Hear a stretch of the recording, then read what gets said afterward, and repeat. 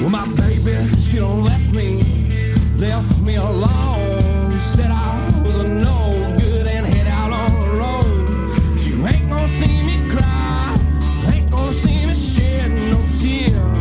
No. Why would I cry? What is going on? What is happening, folks? That operator praises me, he praised my name. He's been working overtime since you went away. Very first daytime episode of Sales Tales. So I was in this house. Well, what a week it's been. Took a week off. Really got some good R&R in. Went away. Hope everybody had a good Memorial Day. And man, do I have some guests coming up. I'm like, I got people coming out of the woodwork. It's pretty cool. I wanted to address something really quickly, just so we kind of get it, out of the way. And so everybody knows. So this week I resigned my post at my position as a leader at the company that I was at, and because everybody's asking me anyway, and I am starting a new endeavor. I'm very excited about this. It's lucrative and incredible, and I'm very excited about the opportunity. So that's that. Very excited about the whole thing and really excited to be moving on. And now, without further ado, I have a guest here who I met through an in-home sales forum that he is the admin for, because he created the group, and he is a lifer, and the guy is brilliant. I've seen some of this guy's posts. I've seen some of his work. He has a coaching and training company, and he trains with this doctor, and he's got a great mindset coach. And so I really enjoyed a lot of what he's got to offer. Super successful. He runs North America for a very large company that everybody sort of has heard of before. I will bring him on here, ladies and gentlemen, Mr. Joe Downey. Joseph Downey. How are you? Sir? Very good. How's that? I gotta Venmo you some cash for that intro, my friend. Yeah, buddy. Appreciate that. Yeah. I just got done talking to you for 20 minutes. You didn't tell me anything about you leaving your current post. Yeah. I got a really, really, really incredible opportunity to really, make something happen. And be a part of a great organization that has some incredible potential. And it just worked for me and my family and everything else. So I'm really excited about it. Yeah. Heck yeah, man. Yeah. What do you want to talk about? Well, that's the beauty of this. The beauty of this is we talk about whatever we want to talk about. I like it. So why don't you do this, man? Since most people, so a lot of the guests I have on here are in the like HVAC plumbing world. Awesome. A lot of people do not know who you are. So why don't you start with, who is Joe Downey? What's your background? Why should anybody care about listening to you? All that stuff. Cool. Yeah, no, that's, I appreciate that. I'll just do the whole really for the industry. So I've been in in-home sales, primarily home improvements, both exteriors and then interiors, a little bit of everything, actually, product wise, since 2007. So I was probably like a lot of people, I don't know your age, but like a lot of people started off in the mortgage industry during the boom. And then, yeah, there you go. See? So I had a longtime friend of mine who owned a company and ran a company and in the exterior space. And it was as the market was crashing, July of 2007. And we were personal friends. So we were actually fishing together. And he's like, if you pick up that phone one more time, I'm gonna throw the phone overboard. And I mean, my phone's blowing up. I got deals. I mean, literally, as you know, banks were pulling out funding the day of. I mean, it was the mess. So And I just was miserable. I wasn't enjoying fishing. I didn't even really like what I was doing anyway, other than obviously a lot of people were in it for the money. So he's like, why don't you come work for me? And I was like, selling home improvements? I didn't even own a home. Maybe I did, but I'm still in probably a hairy homeowner in most cases. So so he taught me the business. Spent a couple years out on the road carrying a bag into the home there, and then moved into leadership there. And I've worked, so between that company and then another one was probably two of the top 5 on the we look at like a top 500 list for home remodelers. Both those companies land in those categories still today. And then I branched out and got into basically the one-day bath and in leadership in that side. So I actually don't, which is good. I'm glad you said it. I don't have a coaching or consulting with the mindset. It's everything that I talk about and use with that. I just use it with my own team and train. Oh, okay. Oh, yeah. So you don't do private coaching. You just use the mindset coaching with your team. Yeah. Okay. Yeah. Very cool. Yeah. No, there's plenty of people out there that are way better. I get asked to speak quite a bit. So that long bio I sent you about it, just really more to speak. But I mean, anybody that ever reaches out to me, I give them, what I believe to help them and send them on their way. If they want to continue to talk, I'm happy to. And that's the whole point of the page, that in-home sales pro. That's just me, if you want to say, I don't know, giving back. And yeah, I think it's the most applicable page. So I'm a part of a lot of these different pages and groups, and I noticed that like some of them are really helpful, and some of them have become just like, what's the best word for it? Like, it's just spam?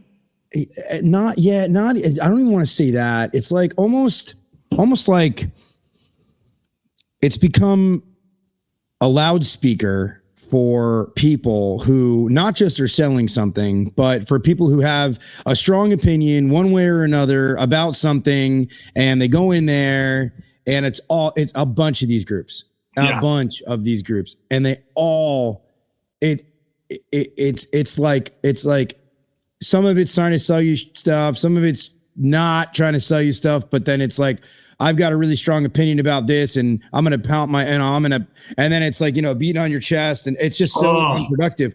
But your group, the in-home sales, and it's really just in-home sales professionals group. That's all it is. And I saw, and you have about 1,500 members, but it's active members. People are active in the group. People contribute in the group, and it's not necessarily just geared towards one industry or another, which I really like. Yeah. I mean, it's the cool part is, out of the 1,500 members, I mean, there's no, I'm the admin, so I see everybody that comes through. Like, I mean, I think we've had a few, like I would consider spam or bots, or if you will, but I mean, they're all pretty active. A lot of them I know, but now that's gotten to the size that it has, I'm sure, like you experience, it's like, I kind of know them through social media, but I don't really know them. And then the last time I checked, I think there's 9 or 10 trades technically represened. One of my good friends is HVAC's, less than 2 years in the business. He's just he's actually a fishing buddy. He's in the group. So I'll have to connect him over to you, because I know it's, he's definitely, he's more from the actual doer side of the HVAC than the seller side. So I know that's one of the reasons he got into our group, was just to kind of get a gist of, what it's like and to sell in the home. So I don't often get, so a lot of people that have been on here, specialize in sales specifically. I haven't had too many leaders on here like myself who run sales teams. So it'd be really interesting from your perspective to hear some of the stories that you have in regards to managing people, and also managing the things that they're doing in houses. And also, there's a ton there, recruiting. And so I'd be interested to hear some experiences you've had through the years in leadership, that stand out to you as being, very interesting. How about my most recent, when you say recruiting, I just was talking to one of our leaders in one of our markets the other day, and he had a young 21-year-old cat fresh out of college, maybe, show up to the interview with his parents. No way. For a sales role. And and this, like many, are one call close. I mean, you imagine what the role is, right? I mean, it's not, yeah. And it's weird how things happen though, but I saw an article less than a month ago about this being a issue with, I don't even know what generation it is. What is Gen it? Z. Z. Or it might be whatever the generation is after that. Yeah. But I think it's Gen Z. 21 would be Gen Z. That's so weird. So that's crazy, bro. I was like a freaking dad at 21. Yeah. Now, of course, I started early, but hey, you know what though? I sure as hell wasn't going to interviews with my mom and dad. Holy smokes. Sat out. That's, you know what though? That's our fault. That's our fault. It's a disaster. It is our fault. Like you're a Gen X, Xennial, something like that, right? Like it's our fault. Like now I don't want to say it's Gen Xers in general because but I will say it's whoever is now, it's probably the generation right before us, I guess. Either way, it's the adults, okay? It's the adults in the room, okay? Because somebody didn't teach their kid, oh, and by the way, when you go out to a job interview, you don't bring your parents. Yeah. So maybe in the waiting room, right? Maybe you brought somebody like, hey, I was on my way somewhere and I got him. It's fine. He'll wait out here. But you're saying he brought him to so dad could sit there as an advocate and be like, well, you really should hire my son. Yeah. Yeah. I thought they were joking with me. And I was like, wait up. And I remember seeing the Forbes article, maybe a month or two ago, that this was becoming a thing. They're hiring managers they were surveying. And I was like, that's crazy. That is crazy. Yeah. Needless to say, it didn't pan out. No, it wouldn't. Yeah. Why would it? I don't know. Maybe his parents were going to drive him around to the leads too. I have no idea. Yeah. Listen, we'll drop you off at the leads. You know, it's funny when I first got into in-home sales, I remember I was out with my buddy, Russell Anthony, and Russell was like, I remember getting like texted, like it was late. Like, I had never been in in-home sales before and I was training. So I was on the road. This is 15 years ago. And I'm doing like, I'm in the house and it was a nice house, nice neighborhood in New Jersey. And I remember getting all these text messages and it was my wife. And I was like, she's like asking me like, when are you coming home? What's going on? Blah, blah, blah. And Russell just turns to me. He's like, and Russell's like the nicest guy. He's got like, he's like the best husband. And he just turns to me. He's like, brother, he's like, if you're going to be in this industry, you're going to have to cut that out immediately. Like you are not going to be home. You are not going to be home at night. Like it is not going to happen. You are going to be in a house. You're going to be on a sales call. You better just let her know now. Let her know now. Like this is not that industry. You will not be home for dinner. Sometimes you will be, but yeah. Yeah. I lost a young lady I dated for, serious enough, I would consider it. And same thing. I didn't bring my phone into the home. So I'll give you a hint, and this sounds bad, but I started out with Nextels. Yeah. So we would do all of our communication on a two-way, like with the Nextel. So my personal phone stayed in the car. Yeah. And it was a long sit because I think it was first off, it was a 7 p.m. start, but I want to say it was like 3 products, windows, siding, maybe in like doors or roof. Like it was the whole boat. Yeah. And you get that vibe, right? And you're like, okay, I mean, they're receptive. I'm going to run them I'm going to run them up and down and back and forth and whatever, it takes what it takes.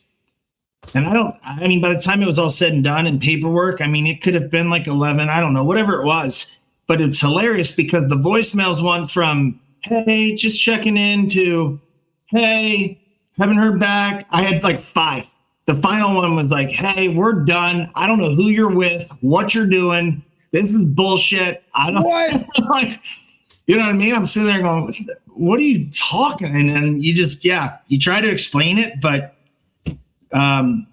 What? Yeah. You lost a relationship over in-home sales.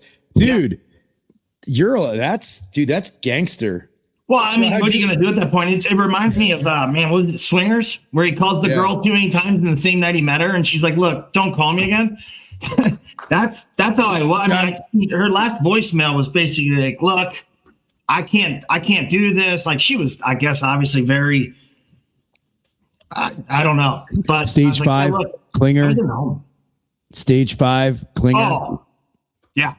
And there's a couple of people that are going to watch this call that know exactly the story, and they actually still remember. So when we all got in the business, this has changed, I think. And I'm sure it depends on the market. So as I mentioned, a friend of mine got me into the industry. He two friends. One was the owner. The other one was the vice president of sales. And this company started off at, let's just say 5 million, and we shot to 100 quick. I mean, I shouldn't say quick, but one of the quicker ones to do it, if you will. Yeah.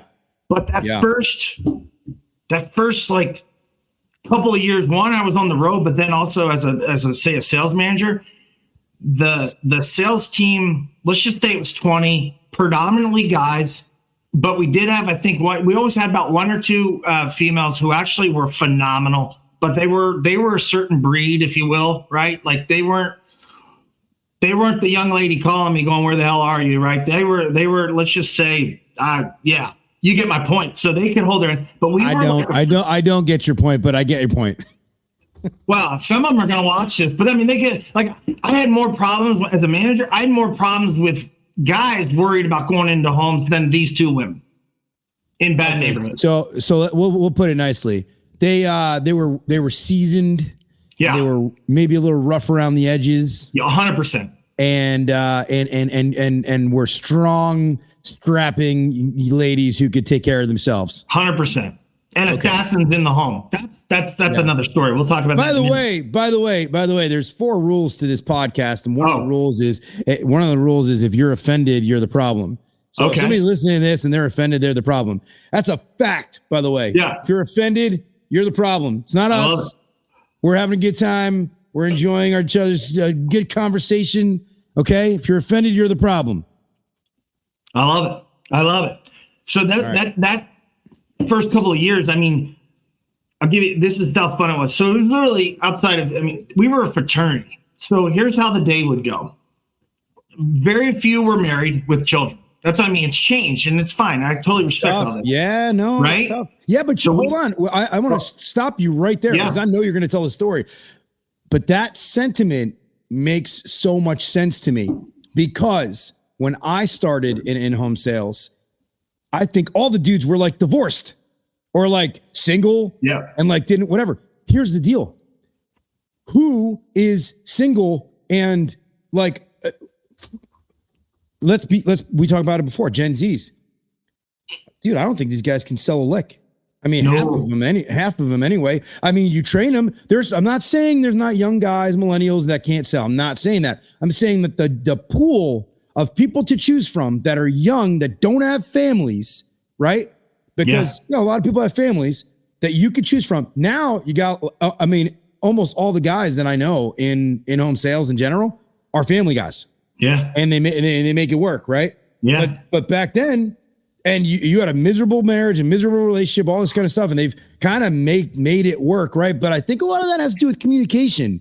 I think it has to do with the fact that, because if you were gone all day 20 years ago, okay, I mean, you had a cell phone, it sat in the truck or sat in the car, and then you went in the house, you were gone all day long, and then you were hungry afterwards, like you didn't get home. So like every day went, and you didn't even talk to your wife barely for like more than 15, 20 minutes or whatever it was. And it probably got to a point where you didn't, you know what I mean? But I think communication has kind of changed that. And I think cell phones have changed that. I think that how you get dispatched has changed because you have more time in between that you can be like, okay, I didn't get my call. I'm looking at my calendar, whatever it is. You have a dispatching software. So you're like, you're more in tune. You could do more with your time. Be like, okay, cool. I'm going to grab lunch with my wife. Whereas back in the day, you'd be like, no, I'm waiting around for a call. Like, I don't know, Yeah. 100%. Anyway, go ahead. Yeah. Finish. 100%. No, I think it's. I mean, so back then, you're right. The couple of the old dogs were definitely divorced or just had understanding partners. So we'd run 3 leads a day, and then we would all. I mean, we were here in Maryland. You run Maryland, DC, and Northern Virginia as one market. But Yeah. What was so cool back then was like I was a referral came in. Like our sales team was built a lot on referrals, so everybody knew each other. And we would go. You'd run a 6 p.m. or 7, whatever. By 10 o'clock, a majority of us were at the local bar in downtown Annapolis, right? And then you'd party it hard, and then get up and do it all over again. And I remember like our HR department was like one dude. When I left that company, the HR department was probably half the size of the sales team, right? Because we probably were a walking liability. I mean, it was such a fraternity. That's cool, and you're man. just like, holy crap, but it was so much fun. There wasn't, like you said, there wasn't this worry around the reason why I know the story about that. Well, I mean, I know a lot of all of our hires, how they come through our system now, but like when the sales manager called me a week ago to tell me about his parents being there, he was actually calling me going, hey, what can I do? Like, I don't want to get in trouble because I'm like, Yeah. I don't know. You know what I mean? So it's just changed. And you're right. I'm not saying what we did back then was the right move. I mean, guys eventually got married and went on, but God, it was fun, man. And you talk about a culture of, I mean, it was every night. We just meet at the bar. And matter of fact, I'll never forget the guy who owns the bar, still does. He would write letters to the owner thanking us for paying his, lease every month. You're really going down a path that I think probably needs to be talked about. And it's about, okay, so everything's become really litigious. Everything's become a policy or a procedure. Everything's become, and so, like running a cool sales organization has gone from like, yo, we party, we have a great time. We go out, we sell a lot of stuff and we have a great time doing it and blah, blah, blah. And it's really gone from that. I think there's a lot of reasons for it. I think certain aspects of PE has done it, certain aspects of how litigious we are and the legalities of things, how people you're always worried about getting sued. Also, I mean, smartphones, man. I mean, it's like everything can be recorded. Everything is recorded. Everywhere you go, there's a camera. And you just, I'm not saying you couldn't go to the bar afterwards, because you certainly could. But I think a lot of that fun has been sucked out of it. Because I do remember way back in the day working for a couple of sales organizations, and it was the same thing, man. It was like, hey, we're gonna work hard, we're gonna play hard. And I think there's a few of us left.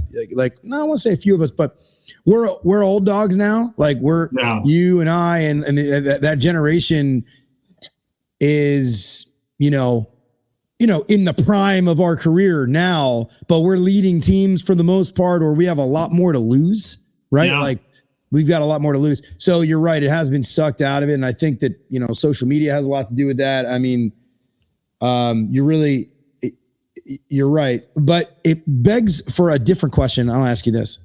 Yeah. So culture, right? You have the right to run an organization how you see fit, correct? So what is your opinion on culture in the workplace today, culture in the workplace yesterday, and overall, how statistics, metrics, KPIs, all this stuff has influenced or affected the way that leaders now coach, train, harbor culture, etc. What are your thoughts on that? Yeah, I mean, it's something I battle with personally all the time, because I find myself, I was brought in the way I was brought in. And, now there's obviously a lot of shifts. I mean, you can't go to a bookstore where you don't find a book around business culture and the importance of it.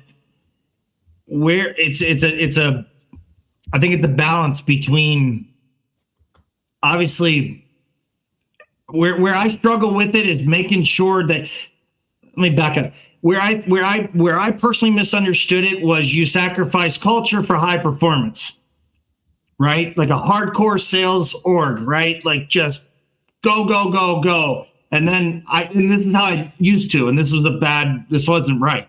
And then culture was like the soft skill or the softness of the thing. And I was like, man, that's not right. So then it's trying to find that balance. I'm telling you, it's something I battle with every day. Because here's what I've learned. I'm sure other people will say this. My father taught me this, and it wasn't his line by any stretch of imagination, but he owned his own business for years. And he said, look, if everybody loves you, watch out, because you're going out of business. And and what he was getting at, and my father carried himself with way more integrity than I can attest to for myself sometimes. And he's like, you're not going to make everybody happy. And from that standpoint, so that part's a balancing act. I think the critical missing link starts at the hiring, right? And what I mean by that is you have your culture already established for your business. If you don't set the proper expectation when you're hiring of what that culture is, and you don't stand your ground on what that culture is, good, bad, and different, it doesn't make a difference, and you bring in somebody to that culture that doesn't jive, then you don't have a culture. You got to really, you have to stand your ground on what it is. So when you're doing that interview or you're going through that, you have to set those expectations. And you can't deviate from it. So, and that's around from, here's the other thing. Let me take it one more step further. Let's take it a step further in terms of my biggest pet peeve in businesses, all businesses. You go into a local business, whatever, family-owned establishment, doesn't make a difference. But, let's just say our line of work. And you see on the wall the list of the 15 core values of that business. Drives me up a wall. One, if I know them and I know they don't live can you take that off the wall, throw it in the trash can, light it on fire, and pee on it? But then I'll take it a step further with my team. I like to keep things simple, and I always attribute this to my father because my father was not involved in any of the tech we have today. So sometimes I wonder where he learned this from because he never talked about it with me until he was dying, unfortunately. But he's like, you need 2 values. Do your absolute best and do the right thing. All those other 15, integrity, trustworthiness, that all falls under that. And I just remember looking at him one day going, when did you become John Maxwell? My father was as blue collar as they come. There wasn't any of the stuff that we have out of it. He didn't even know how to email before he passed. I don't think he even knew what it meant. So it was like, wow, how did you, and that's just from flat out experience. So, but I think, guys, I think you have to nail it down, and without getting all, again, I'm sure there'll be some gurus that listen to this that say, oh, this, that, or the other. I don't think you can force it. I think your original team builds it, just like we were talking about the original team we had back in 2007. We created that culture, which was high performance, go 100 miles an hour. We bled that company. We walked into the house. I'll never forget this. We walked into the house with that logo on our chest. There was a sense of pride. I don't see that as much anymore.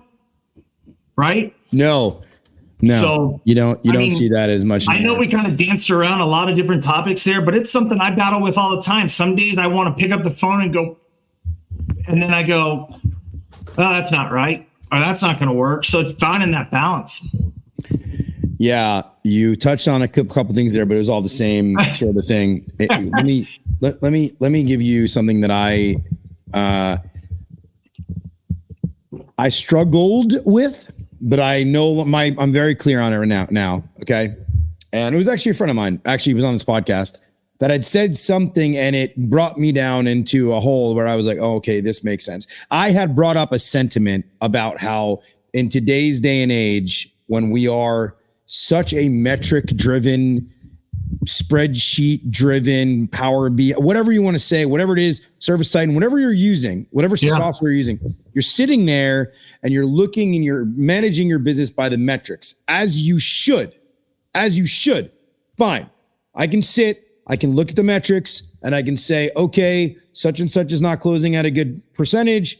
He's got a bad average ticket. His revenue per lead is bad. It looks like he's not giving its all. We can see this on paper. We have to go help coach this guy, right? Okay. Now, there's a difference between managing by the metrics, right? And managing your company by nothing but the metrics. Like, in other words, like I can say all the KPIs in the world, hey, you're not getting the KPIs done. You're not actually making enough follow-up phone calls, et cetera, et cetera. Fine. But people produce the results.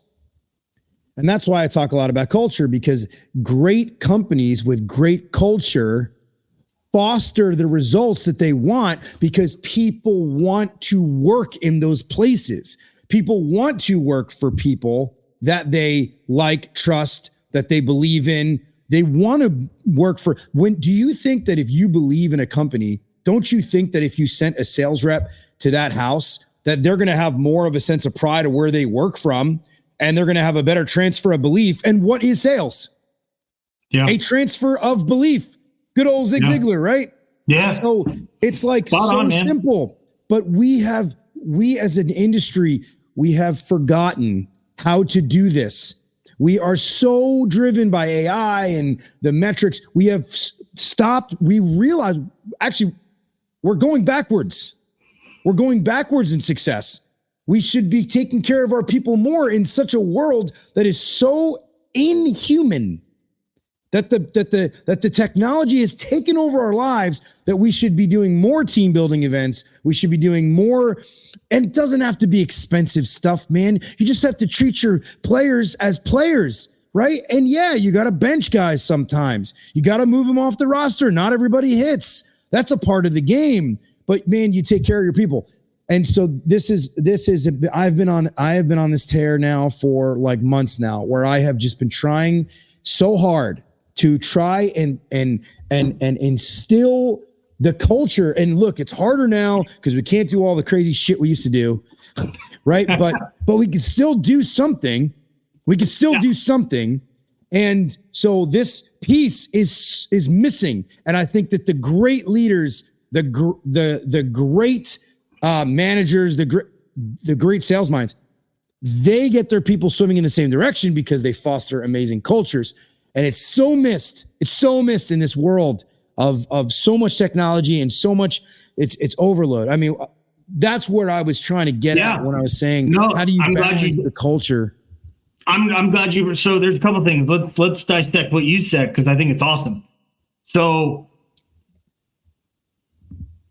let me see how I want to start. Which part? So let's talk about the metrics. This is something that's really big on me that I look at all the time. Is most of the metrics that we look at are results of something that is not in. If I'm a sales manager, most of the metrics that I look at for my rep I do not have direct control over. I have influence, but all I can do, think about, like you mentioned, coach, player. A coach cannot play the game, right? All I can do is make sure that I have my players prepared to execute. And then I have to trust that they do that. Okay. So when you look at what a lot of people would consider the result metrics, they're lagging one thing, right? They're in the past. It's done. What we've changed for our sales leaders, what I've implemented and really hound on, obviously we have to look at the results. But the thing that we actually influence, so we changed the scorecard, and we made our scorecards a little different than most. Yes, we have those things for the results. That's how we get paid, all that great stuff, that scoreboard. But I want to know, what are the activities that I, as a sales manager, need to be doing every day to help grow and develop my reps, to give me the best possibility or probability of having the end result that I need?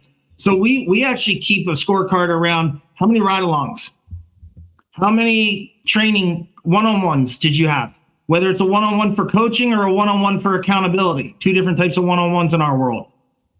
That's what, so when I get that report up to me, I can look at the numbers anytime I want on my own. I don't need that. They should be aware of them, but I want to see, okay, what are you doing that you actually can control as a sales manager to help influence those results to get them to where you want, like you said. And we were on a call 2 weeks ago on the in-home side. Paul Atherton he's from the UK, man. He's awesome. Great episode. You check it out. But he talks about all the time, we don't coach. Now, I'll take it one step further. There is the problem where I will defend sales managers in some organizations, not all, is they're being bogged down with all these administrative duties that doesn't, right? And one of my good friends, I don't want to say his name because I don't want him to get mad at me for saying it. He got smart and he has sales managers and then he has admin or sales operations managers that are they're managers, but they're strictly admin, they're process, hey, this guy's paperwork's constant. And then the sales manager is responsible for the results. But that way it takes it all away from them. I did that. Actually, I reorged the last company that I worked for. I reorged it. And I was the director of sales for this national wholesaler, pack, pick, and ship distributor. And there was the same thing.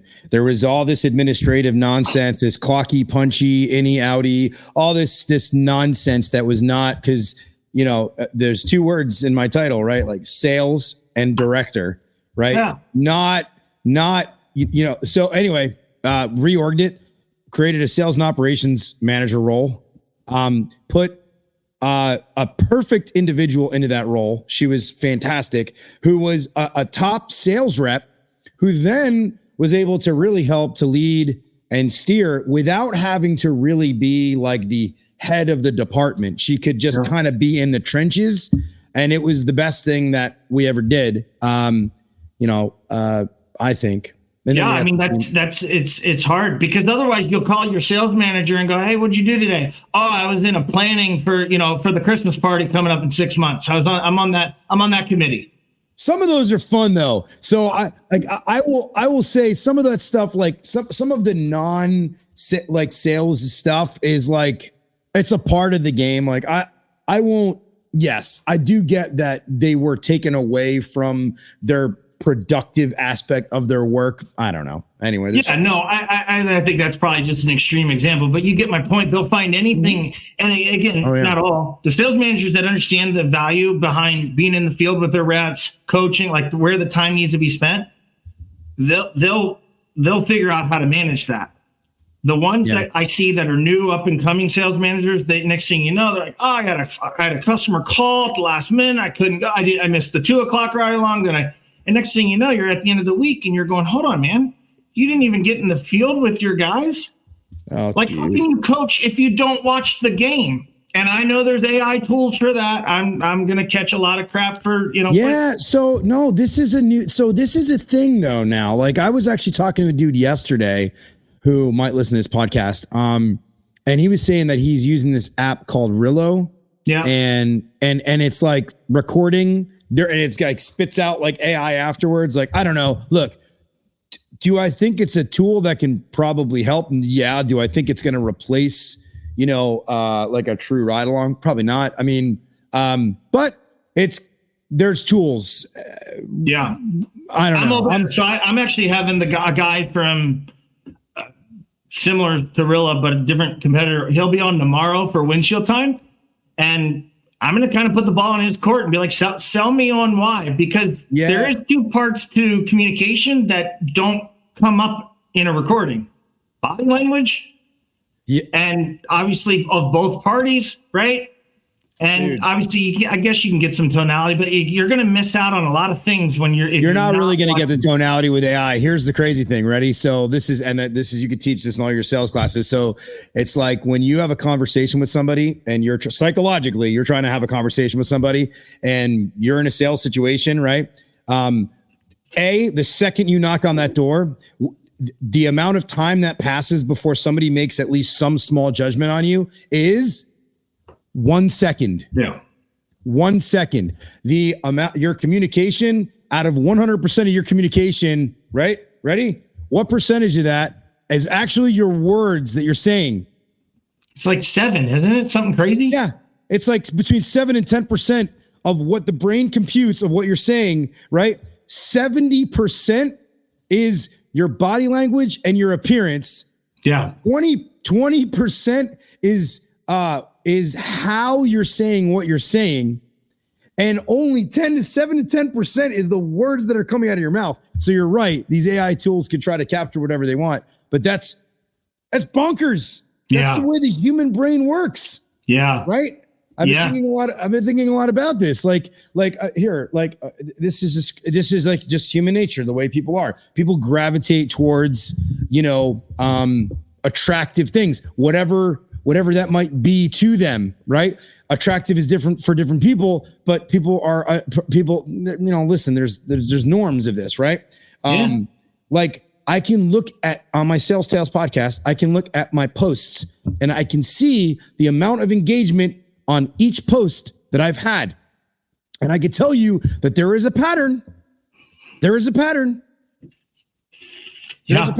So so what does this say to people, right? Like I will tell you right now, I hired a guy and I hired a guy. His appearance he was a handsome guy, right? But he had hair that I thought, wouldn't really go well, wouldn't mesh with customers who are in a buying situation where they're going to spend $15,000, right? Yeah. So I look, it took, I didn't say anything. The world turned. I guess they came to their own realization that maybe if they wanted to go forward in the world and advance and get promotions and become a sales rep and all this other stuff, because they were the kind of a lead generator, they wanted to go into sales. And guess what?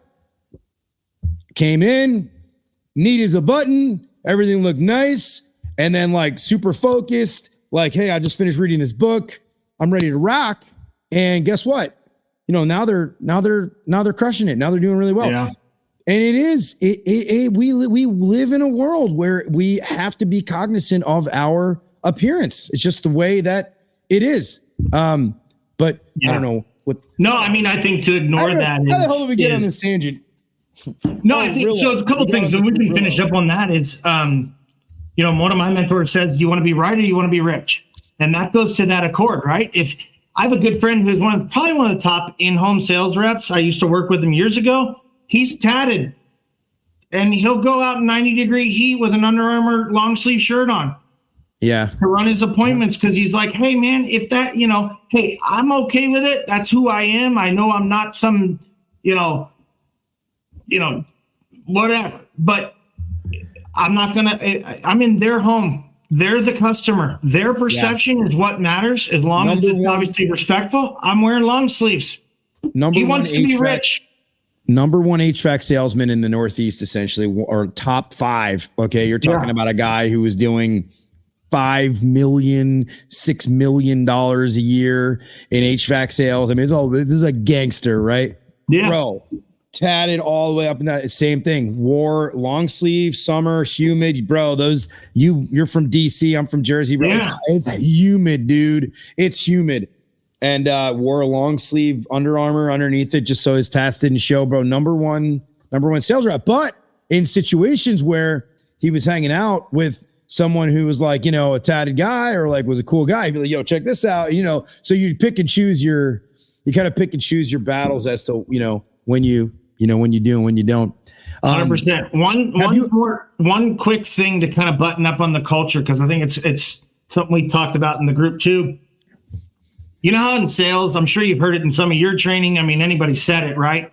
If all things are equal in the eyes of the customer, then price becomes the determining factor, right? So if you don't differentiate, then the only thing that they're going to choose on is price. Yeah. Somebody said it years ago. I don't know who, but I've heard it. Makes sense, right? If you don't show me any reason to think that you're better or different, then my only determining factor is price. Yeah. I flip that looking at an employee. If the employee doesn't see anything different with working for you, and your culture and your company, then the only determining factor on whether they're going to come, go, stay, whatever, is that W-2, is that 1099, is that pay stub. Oh my gosh, dude! If I had like a buzzer, I would ring it right now. That's kind of it. And then if you look at, like in terms of, I don't even know, I got it somewhere, but it makes sense. Is, the idea behind culture, and I don't know why sometimes I just got so many things going through my head, but basically where it's something where you're like, we want the best from you. We trust you're going to bring the best, give the best. And then the last one, though, is then we expect the best. But the first two are, about the company and you. And I just think that's, like you said, it's you can't play the game. So you have to have people, you have to have players. Dude, I love the way you said that too, because it is, if you treat your employees like they are tallies on a spreadsheet, then they're going to treat their employer like tallies on a spreadsheet. Yeah. Listen, man, I'm on fire right now. There's things I want to say about, things. I love to use this forum as like sort of a diary of sorts. And I've had like, engagement of, in some weeks, 20,000 people. Right. So it's that's like awesome. So, yeah, well, it is, but it's also, I'm getting to a point where, I'm still a professional in the field. So I also have to make sure I somewhat guard what I say, because I don't want to, but I can speak in general terms and just say some organizations, you're that tally. You're just the tally mark on the spreadsheet. And you know what's going to happen until any organization learns that you can't be the tally. Okay, those tallies are people. Those people produce the results, and you probably won't even know how great you could have been had you just been a better leader, had you just been a better company, had you just treated people with X, Y, Z, whatever it is, bro. And it's funny, we talked about core values before, bro. I created core values, but you know what they were? And like, I get it, like it's cheesy, but if you do like 4 of them, not like 15 of them. Yeah. Like 4, and you live by them. So one of them was this, and this does not really fall under like do the right thing, like you were saying before. One of them was communicate effectively.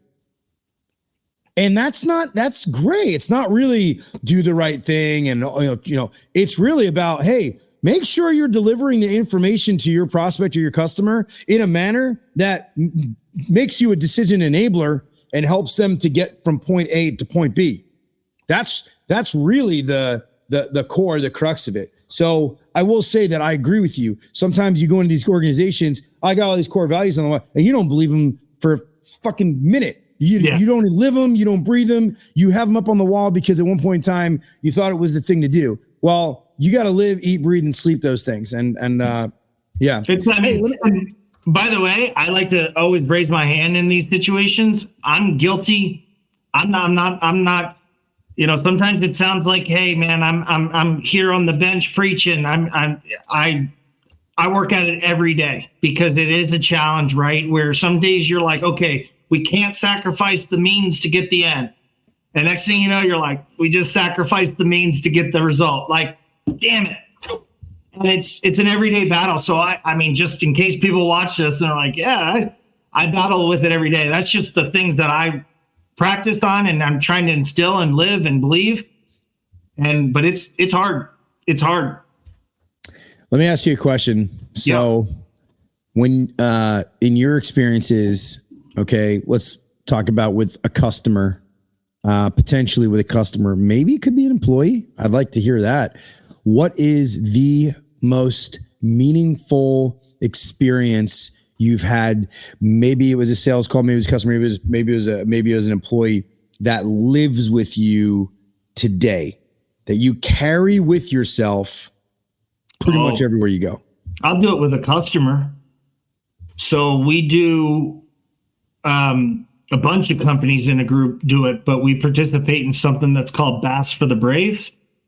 And it's every company donates one complete bathroom remodel for a veteran in need in 18 different markets around the country. And we do it on Veterans Day. So we actually crash and surprise them, So it's what happens is the way it comes about is usually we met with them during that year and they couldn't buy, and we make a note like they couldn't afford it, couldn't get financing, whatever, but they are definitely a veteran. They are definitely in need, like whether it's disability, what have you.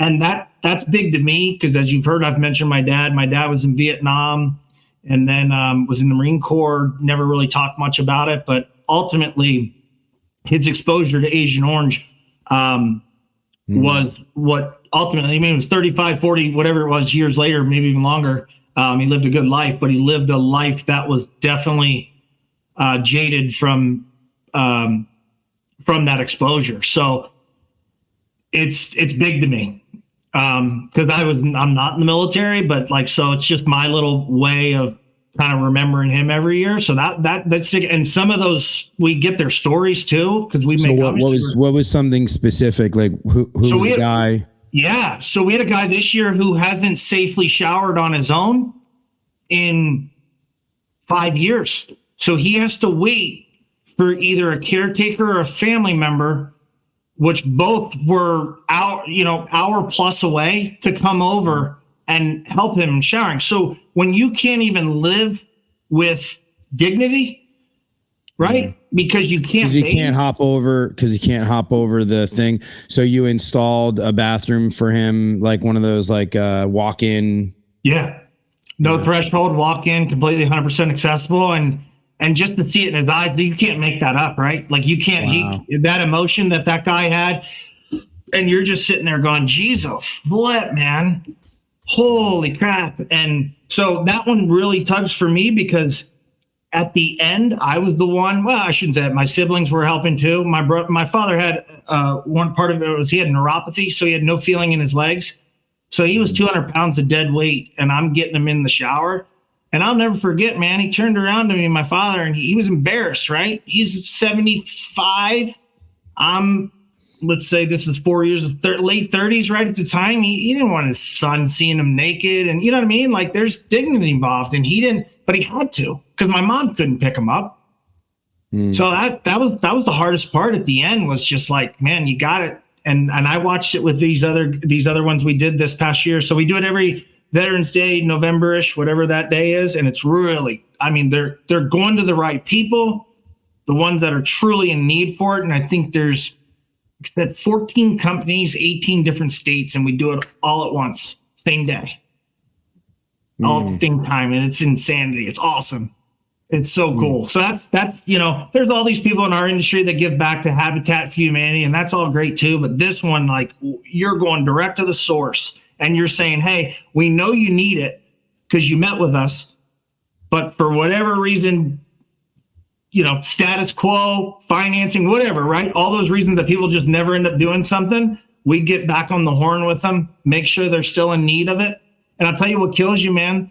We had one market this year. We had a guy pegged for it, a family. And we called to do the, maybe a month or so in advance to just verify, like, hey, this is the whole program. We already told you about it, but like, you're the winner. He passed away. I was like, gosh, dog it, man. And, like I said, the dignity, man, just to be scared. How could you go to war at 18, like for my father, Vietnam, and then be scared at 75 for your life trying to take a shower? Like literally shaking. And I'm like, and then you realize how, I always joke, you realize how 200 pounds, man, of dead weight is. I used to call my brothers and be like, holy cow, man, he's a big boy still. So that's the one that sticks to me. I mean, there's tons. You help out people all the time and with things, but that happens every clearly year. That story stuck out to you the most. I'm sure if you thought about it, I sneaked that question up on everybody. So everybody gets that question. I have a question though. You know what I love best? Hold on. I do want to give you one. When I was a sales rep, I'll never forget. My first sale ever was in one of the worst parts of town in Baltimore, Maryland, which you don't have to look far to know that's not great. And I sold that job because I reminded myself before going in that door, we used to always say, like, just a trigger, sell a demo, nothing more, nothing less, right? Just give them the show. and this is years ago. Some people have changed what that means, but like, hey, they're having me out here. If they're willing to give me their time, I'm going to give them my best. Back to do your best. And I could tell early on that they had a need, easy, and they had other companies out. And every other company, you could tell, because I naturally would ask, hey, did you meet with anybody else? And they're like, yeah, that's a great company. Is there any reason, anything in particular they did not? And they weren't like, oh, it wasn't the product. Like, they're just like, nah. And I'm like, oh man, you can just tell these guys shortcutted it. One guy I know for a fact did, because it was just a number on the back of a business card, when I know for a fact they do a full quote, right? So I just doubled down, man. I spent evening lead, never forget it. I spent all night with them. I'll never forget, I laid off price. And we ended up doing door, like, they were like, measure it all. I'm like, okay, whatever. All the windows, all the doors, everything. Bay windows, all the stuff. And they were like, I'll never forget, it was a son and a mom. But I don't think the mom, they were older, but they got, so anyway, she looks at me and she's like, you take a credit card. And I'm almost stunned. I'm like, I know that's bad, but I'm like, yeah, of course. And she goes, looks at her son. She's like, go up there and grab that out of the bedroom. Comes back down, strokes the credit card, to the point where it was such a bad area. The son said, hey man, let me walk you out to your car when we finished. And you just know for a fact that let's just say three other companies came to that customer and didn't give them, again, focused what we talk about, focused on outcome instead of process, judged it, act on that judgment. And I can tell you one thing, you're going to miss 100% of shots you don't take. Wayne Gretzky wasn't wrong. I'm not saying I was going to sell it, but I knew I had no shot of selling it if I didn't do it. Yeah, it's about effort. And I think a lot of people prejudge. This year is really eye-opening for me because of the amount of business we did in economically distressed areas.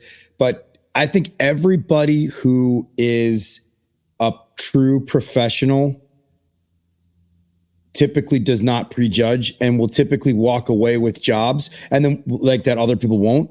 And then what will happen is people will be like, oh, look at his numbers, they're so good. It'd be like, you know what? Because he does the things that you don't do.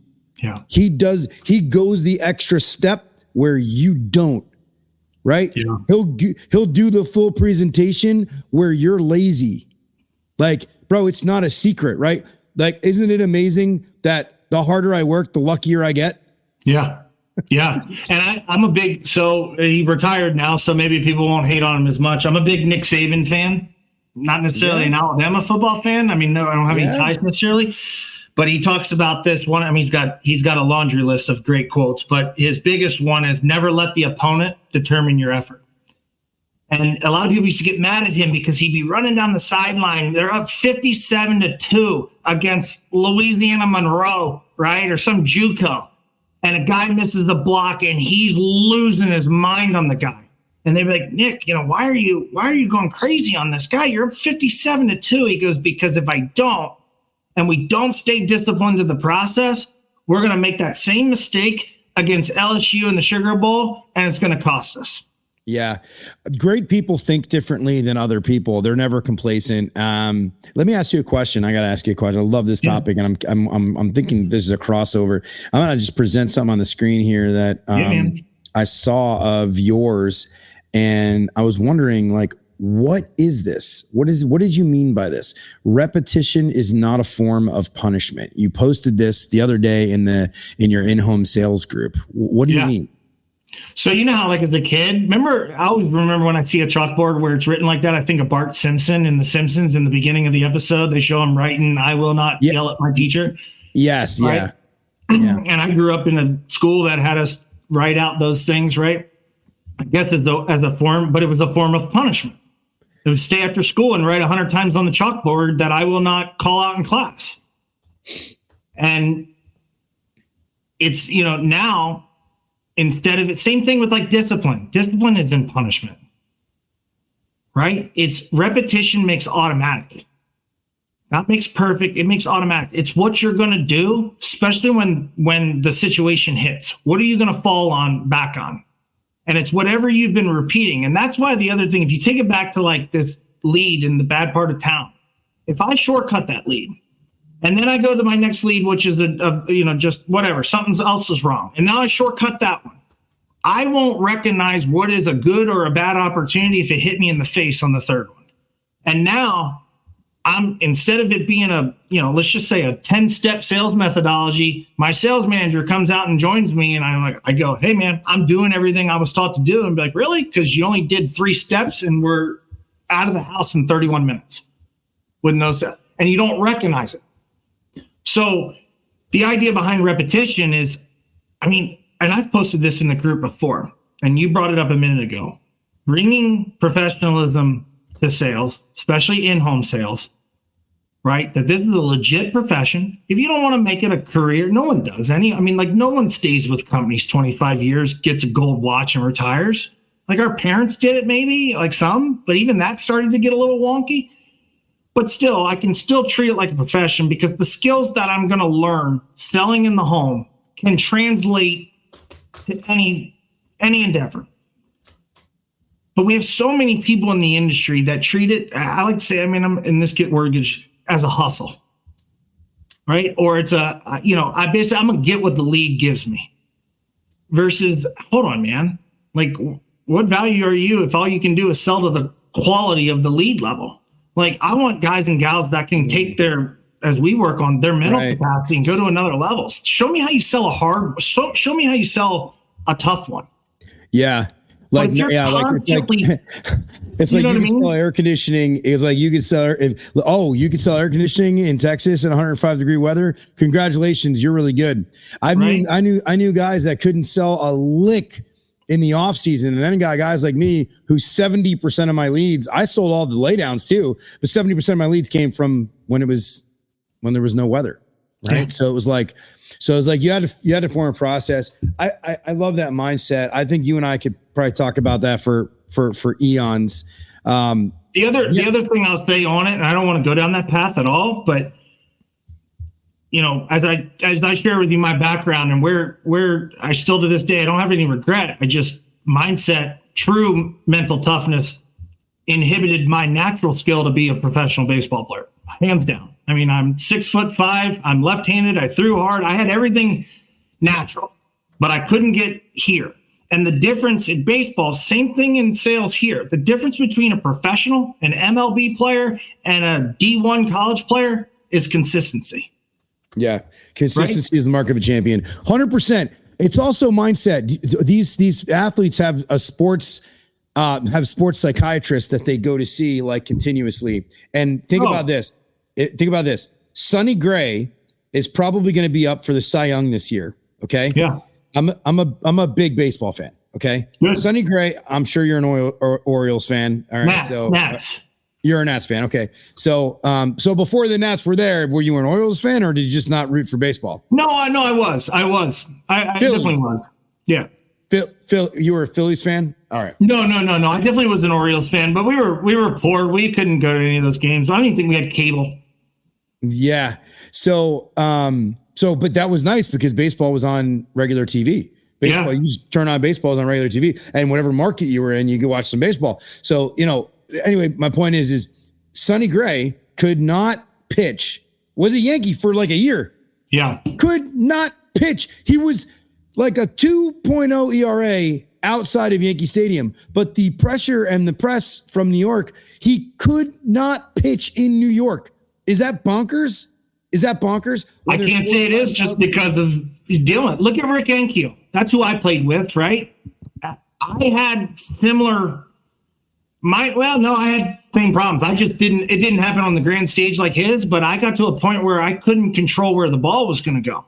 Oh, wow. Now his happened in the middle of a playoff run, but it's a very real thing. And the bio, like we talked about, you mentioned in the beginning, the doctor that I work with, I've known him since I was 4 years old, but he's a sports psychologist to MLB, NHL, NBA, real big ones, PGA. But if you look at baseball and you look at what we do in selling in the home, it's a game of statistical failure. So you can hit 300 and be a Hall of Famer, but that means you failed 7 times. Yeah. How you handle those failures. You and I use the exact same, we use the exact same analogies. Yeah. I told Doc, call him Doc. I told Doc, I said, Doc, I'm not letting this happen to me again. And he's like, this was years ago. He's, what are you talking about? And I was like, it's not sports, it's sales. He goes, well, sports psychology is really performance psychology. He goes, I work with chess players. I work with board members. Like, it's the ability to perform consistently when the shit hits the fan, when things aren't ideal, right?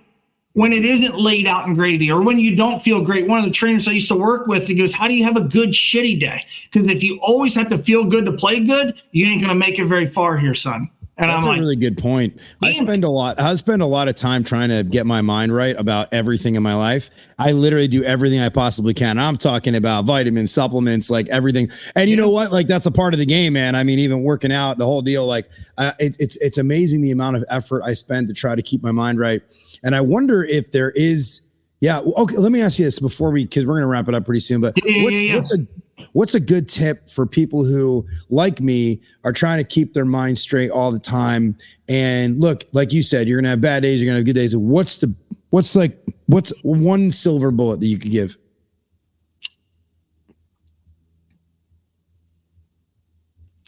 I'll give you one. So I'll give you what everybody probably knows it's called, but I'll take it one step further. Have you heard of E plus R equals O? No.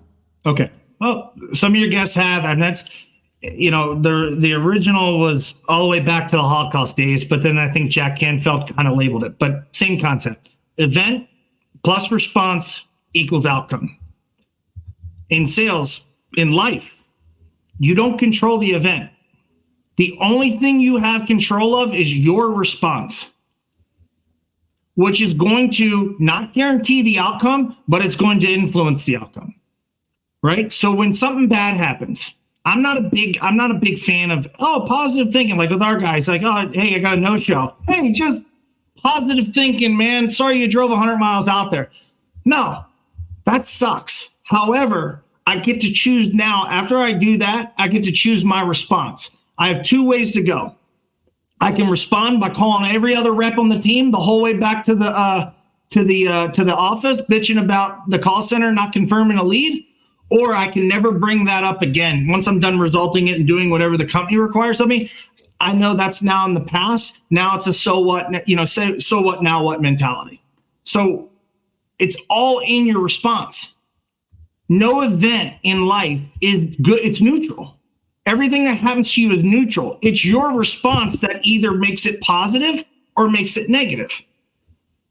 And this is huge in selling because, again, you're not going to, if all you do is perform well when the event is the way you want it, like, seriously, there's a dime a dozen of those people out there. I want the guy or gal that says, hey, man, this stinks, truthfully, but I get to choose my response.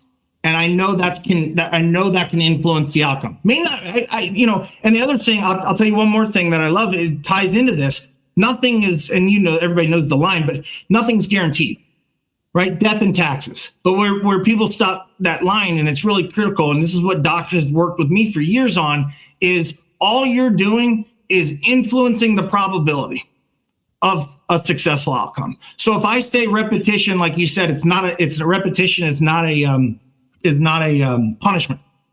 All I'm doing when I'm doing my repetition, when I'm doing my rehearsal, when I'm doing my role play, when I'm doing any of this, is I'm improving the probability of a successful outcome. That's all we can do. Nothing's guaranteed. I don't care, because you can go and hit a home run.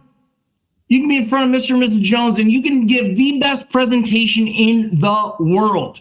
And they can look at you and go, Joe, no. Right? Yeah. But hey, I did what I could. My response, what I can actually control, I did it to the best of my ability. And I'm going to, again, some I'm just not going to get. It's not guaranteed. It's still the homeowner's choice. But everything that I do in response to that lead is going to either increase my probability of success or decrease it. Yeah. It's funny because when you said that, I thought about, how, and I'm glad that I now have like a good acronym, and I have heard that before, but I guess I'd never used it. But yeah, so it's like, yeah, man, I got a quote for, like so much less, or, we really just getting quotes, man. Come on. We don't need a whole thing. Like, and I always teach my guys like, okay, absolutely. 100%.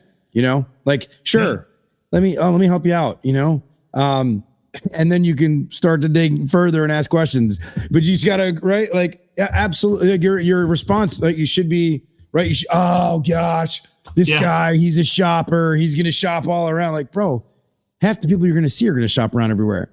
Right. Get used to it. Like, okay, yeah, sure. Absolutely. Is there anything specific you were looking for? Or, I'll tell you what, let me go do my job here. I'll do some measurements. So it's just like, you let it, you're a duck. You got to just duck it, right?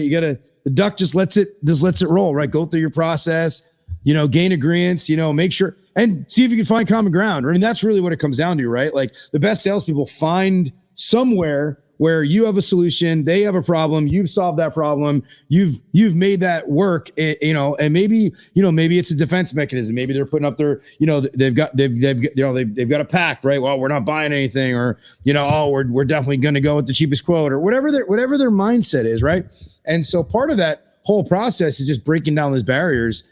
And I love this. So you're right. So it is, a lot of that has to do with your attitude, because your response is definitely, if they see you're frustrated, if they see that they shook you or whatever it is, like, you lost your confidence, you lost your footing. I mean, 100%. The fact that we're human, it's one of the biggest difference of the human brain is we have the ability to respond. Unlike if I stepped on a snake, they're going to react and bite me. Mammals don't have that ability. So theirs is more of a reaction, which is way different than responding. Responding is, I'm in control, I'm regulated. And like you said, reacting is body language goes to shit. Even though they're like, I didn't see anything bad, I said no problem. I would still talk them through. Yeah, but your body language went like this. Yeah, your body language said no problem, bro. Yeah, that's no reaction. problem, dude. Responding, the ability to respond, it's very much rehearsed. Joe, I don't know about you. Pressure's on. Maybe snakes react and they bite you, man, but they don't bite me, bro. They don't bite me. Well, hey, yeah, I don't know. They go to bite me. They're like, whoa, wait a minute. Hang on a second here. This guy's got a really good attitude and mindset. I'm not going to bite this guy. Yeah, but that's our difference, man. We get to choose that or respond. I swear someday, I don't know if you remember back in the early 90s when Clinton ran for office, he had some campaign slogan that said, "It's the economy, stupid." I'm going to write a book that's going to be called "It's Your Response, Stupid." Like, you want to know why you're seeing the things you are in your life? A lot of it's tailored to how you responded to the events you were faced with. You're right. Your response greatly dictates the results in your life, right? You have the choice to respond. John Maxwell talks about this too. So it's like, it's like your response can really dictate. There's also a little book. I thought it was New Age when I read it. I thought like, oh wow, this is a New Age book here, man. Ooh, my mind is blowing. New Age. You know what book it was? It's called As a Man Thinketh. And you know when it was written? 1800s? Like 1902. Yeah. And I thought like there was some New Age way of thinking, and I'm like, ooh, this is a good book. And I'm like, no. And it's literally about how you think, and what you think determines literally your entire outcome of life.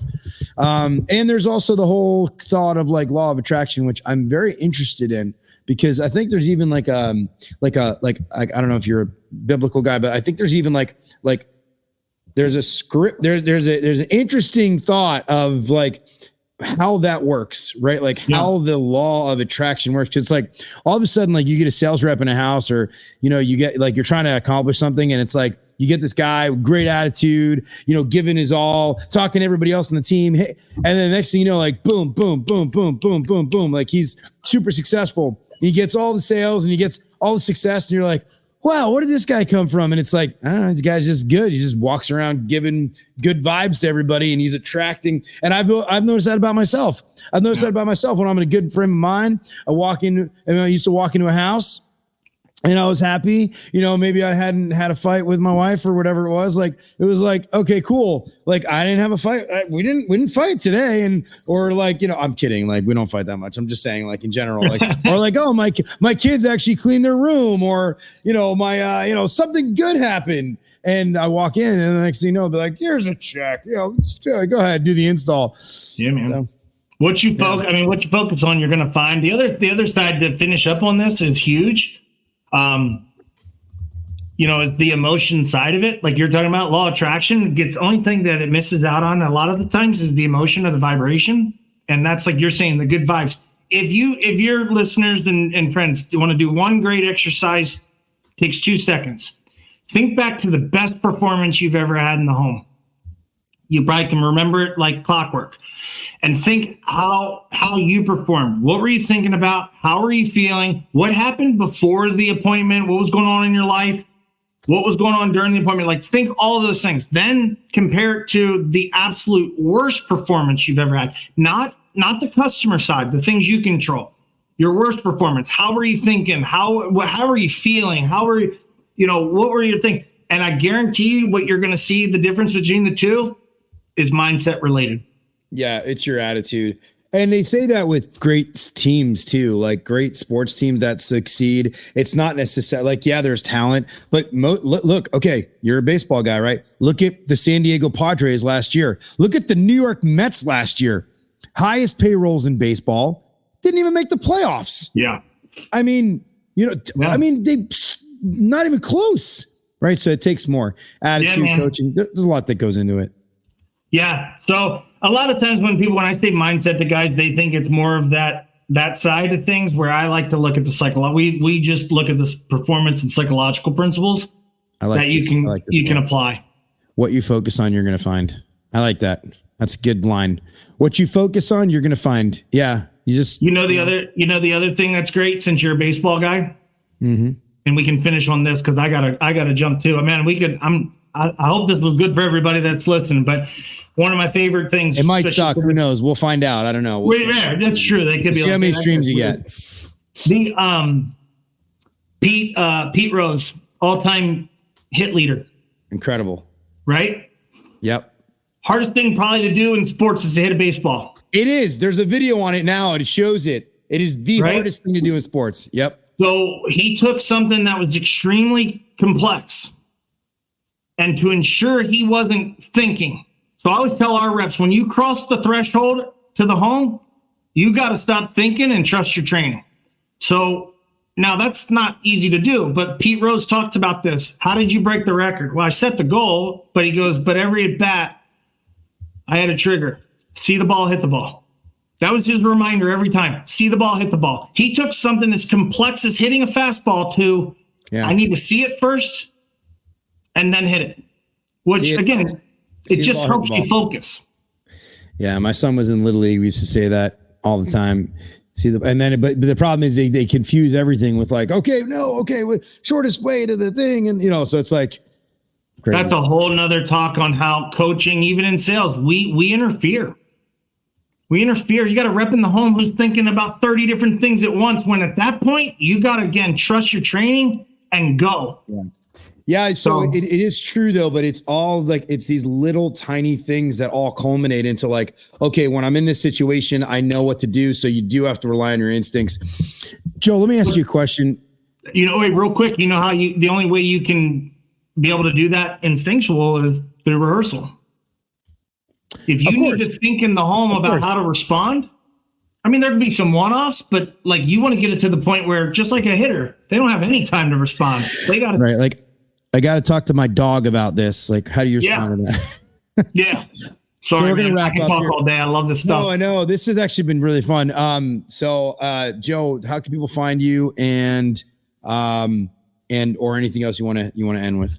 Yeah, no, you can on Facebook. I think it's Joseph Downey, but in home, just search the Facebook group. There's no in-home sales. In-home sales professionals is the group. You don't get spammed. I don't collect it. Somebody asked me, when are you monetizing this? Never. That's not here's the group, guys, in-home sales professionals. And I don't plug any really, but this group is great. It's just a lot of great people posting some, by the way, this doesn't look like you at all. It's a lot of great people posting a lot of great things. Even this post right here that you posted on enthusiasm. Just so here, so great. Appreciate you, man. Yeah, man. I'm stoked. I'm glad we connected. That's the cool part about social media these days. For sure. Thanks, Really appreciate you, man. And I'm going to just end with some announcements and then yeah, cool, man. Thank you so much. Thanks, man.